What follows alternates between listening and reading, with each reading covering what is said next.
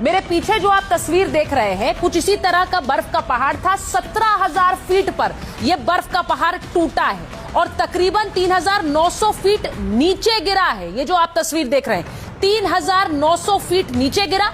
उसके बाद आसपास का मलबा लेंडे नदी में लगातार समाता चला गया और इस मलबे को लेकर नदी आगे बढ़ गई। अब जब मलबे को लेकर और बड़े बड़े पत्थरों को लेकर नदी आगे चली तो उसने और ज्यादा त्रासदी मचाई और ज्यादा तबाही मचाई।